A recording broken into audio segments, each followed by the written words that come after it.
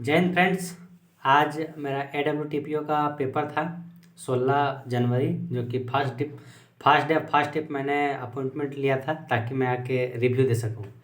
तो ये है मेरा वो जो टोकन मिलता है, वो ये टोकन है। लैब नहीं, कंप्यूटर नंबर 52 था। तो इससे पता चलेगा कि आप लोगों की मैंने आज एग्ज़ाम दिया है वास्तव में।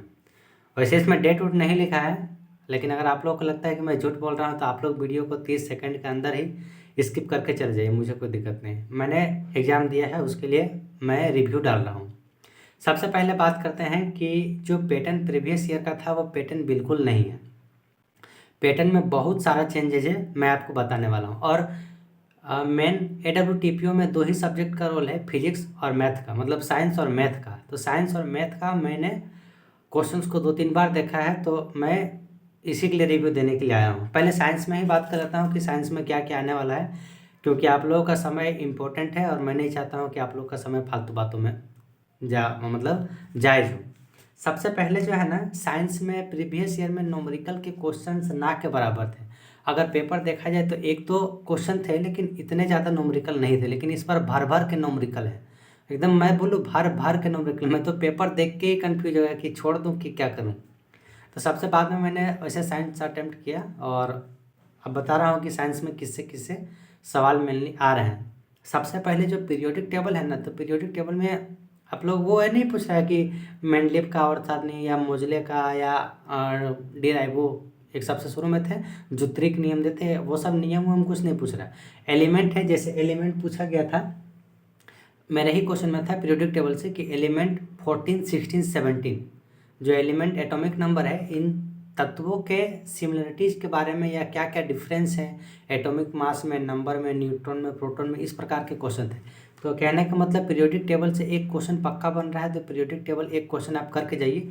और 1 से 30 तक तो आपको नंबरिंग याद होने ही चाहिए, और उनके गुण, क्योंकि किस में एटॉमिक नंबर कितना होगा, मास कितना होगा, क्योंकि वो स्टेटमेंट बेस्ड क्वेश्चन दे रहे हैं। ऐसा नहीं है कि लूली हाँ ये नंबर है हाइड्रोजन, उसका एटॉमिक मास कितना, ऐसा कुछ नहीं पूछ रहे हैं। क्वेश्चन बाकायदा आपको नॉलेज प्रॉपर होगा तभी आप जाके क्वेश्चन का आंसर दे पाइएगा। दूसरा क्या है कि न्यूटन लॉ ऑफ मोशन जो है, तीनों लॉ के मोशन, मेरे वाले में फर्स्ट लॉ ऑफ मोशन आया था, तो हो सके आगे के शिफ्ट में सेकंड लॉ आया, थर्ड लॉ आया, तो उसके रिगार्डिंग कर लीजिएगा। ऐसे नहीं पूछा था कि न्यूटन का पहला लॉ क्या बताता है, जड़त्व का नियम, उसी से रिगार्डिंग एक अच्छा लंबा खासा चौड़ा जो है स्टेटमेंट बेस्ड क्वेश्चन पूछा गया था। फिर न्यूटन लॉ से अब आते हैं सबसे मेन इंपॉर्टेंट मोशन से।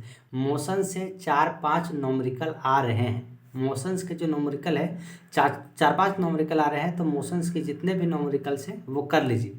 क्योंकि हम लोग क्या सोच रहे थे कि स्टेटमेंट बेस्ड आएगा, तो मैंने कुल ना के बराबर ये किया, न्यूमेरिकल को तैयार किया, और स्टेटमेंट बेस्ड पढ़ के गया, स्टेटमेंट बेस्ड थ्योरी पढ़ के गया, और जाके ढप्पा हो गया। दूसरा आता है कि मोशन से बता दिया कि मोशन से आ रहे हैं न्यूमेरिकल भी और स्टेटमेंट बेस्ड वाले भी। अब आते हैं, और जो पहले आता था ना कि यूनिट फार्मूला क्या होगा, डायमेंशनल फार्मूला क्या होगा, ये सब भूला जाओ, ये सब कुछ नहीं आ रहा है। फिर रिजल्टेंट निकालने के लिए आया था वेक्टर से। वेक्टर से रिजल्टेंट निकालने के लिए जो फार्मूला होता है कि √a² + b² + 2ab + cos theta, तो वो देख लेना कि मैक्सिमम कब होगा, मिनिमम कब होगा, मतलब उसको एक बार अच्छा से कर लेना। और पैरेलल और सीरीज से जो क्वेश्चंस आते हैं न्यूमेरिकल बेस्ड, वो कर लेना, पैरेलल और सीरीज वाले। ऑप्टिक्स से कुछ नहीं है, न्यूमेरिकल ना ऑप्टिक्स से न्यूमेरिकल के हैं, और ना तो फिर ऑप्टिक्स के स्टेटमेंट बेस्ड वाले। उतना बड़ा चैप्टर ऑप्टिक्स पढ़ने में 1 महीना लगा और कुछ नहीं आया। एक लास्ट सबसे इम्पोर्टेंट फिजिक्स में कि जो मतलब लास्ट में हम लोग पढ़ते हैं ना 12th में, कि एंड गेट, नॉर गेट, और गेट, नंड गेट, नॉट गेट, तो ये सब से क्वेश्चंस जो हैं, मतलब जो थोड़ा टफ दो दो को मिला के बनते हैं, जैसे नंड गेट हो गया, तो ये सब वाले जो क्वेश्चंस हैं कि 1 रखने पे किस पे 1 आएगा, किस में 0 आएगा, उस प्रकार का वैल्यू पूछा गया था, तो वो एक बार देख लीजिएगा। और फोर्स से सबसे ज़्यादा जो न्यूमेरिकल्स हैं वो आए हैं फोर्स वाले चैप्टर से, मतलब न्यूटन के, कि कितना जूल इसमें एनर्जी निकलेगा, इतना से इतना घटा दिया, मतलब जूल वाले जो न्यूमेरिकल हैं वो ज़्यादा देखे गए। अब ये तो मोटा मोटी बात हो गया न्यूमेरिकल वाला फिजिक्स का, और स्टेटमेंट बेस्ड भी क्वेश्चन थे, लेकिन न्यूमेरिकल जो हम लोग एक्सपेक्ट कर रहे थे कि न्यूमेरिकल ना के बराबर आएगा, तो न्यूमेरिकल में हो गया है सबका। न्यूमेरिकल अच्छा से करके जाइए तो अच्छा खासा मार्क्स ला पाइएगा, नहीं तो ढप्पा हो जाएगा। अब आते हैं मैथ में। साला एडिक्यूटी पागल है। कहने का मतलब क्या है कि जैसे सबसे शुरू में पेपर हो रहा था ना एडिक्यूटी का, जिसमें पूछ ले रहा था कि प्रोबेबिलिटी के क्वेश्चन, तो प्रोबेबिलिटी के 3 क्वेश्चन थे। प्रोबेबिलिटी के 3 क्वेश्चन आए हैं कि किस प्रकार के क्वेश्चन मैं थोड़ा रिकॉग्नाइज करने का प्रयास करता हूँ कि जैसे एक बॉक्स है जिसमें लाल रंग के गेंद है, नीले रंग के गेंद है, 4 लाल रंग के गेंद है, नीले रंग के 5 गेंद है और सफ़ेद रंग के 2 गेंद है। इन सबको किस प्रकार से, मतलब कितने प्रकार से सजाया जा सकता है जिसमें 2 कम से कम ऐसे रंग रहें, लेकिन लाल रंग की, मतलब लाल रंग एक भी लाल रंग ना रहे। इस प्रकार के क्वेश्चन थे। मतलब जो हम लोग परमुटेशन कॉम्बिनेशन लगाते हैं प्रोबेबिलिटी में, उस प्रकार के क्वेश्चन आए हैं। ऐसा नहीं कि एक पासे को फेंका जाता है 3 बार तो 2 आने की प्रोबेबिलिटी कितना है, ऐसा क्वेश्चन मत करके जाना, थोड़ा अच्छे लेवल के क्वेश्चन करके जाना।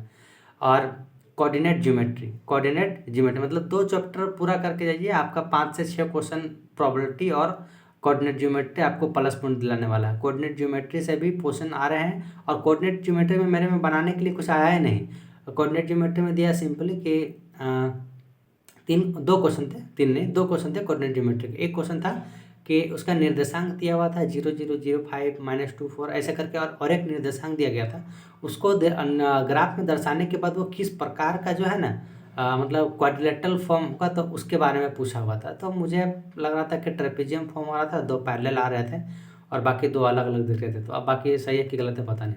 और एक जो है सेंट्रोइड निकालने के लिए 3 निर्देशांक दिए थे कोऑर्डिनेट ज्योमेट्री के, 3 पॉइंट्स 0 0 0 6 और 3 0, और उसका पूछा गया था कि इसका सेंट्रोइड क्या होता है। फॉर्मूला अगर सेंट्रोइड निकालने का आता है तो इजीली हो जाता है, नहीं तो फिर दिक्कत होता है। मतलब कोऑर्डिनेट ज्योमेट्री में फार्मूला बेस्ट ही है, अगर फार्मूला आपको आता है तो ठीक है और नहीं तो नहीं।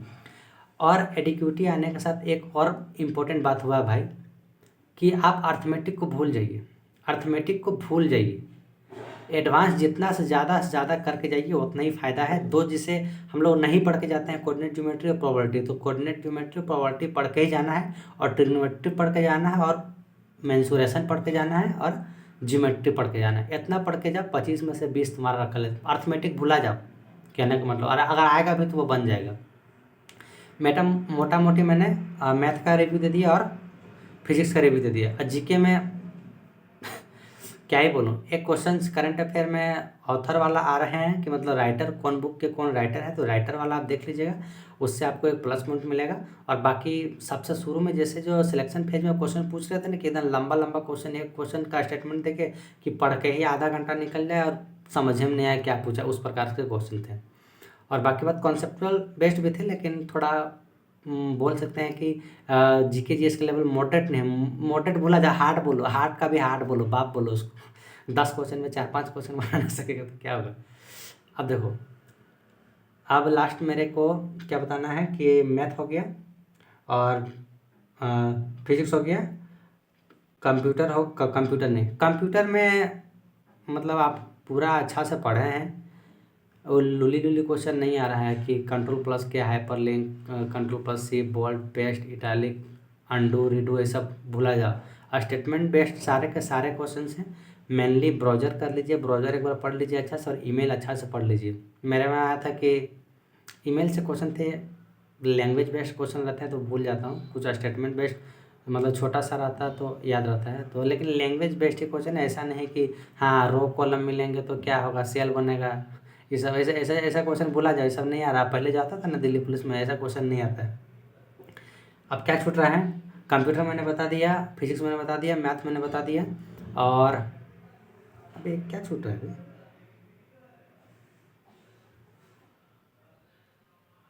हाँ रीजनिंग साला दिमाग उठ गया। रीजनिंग में जो है, रीजनिंग ईजी है, ज़्यादा वैसे टफ नहीं है, बन जाएगा।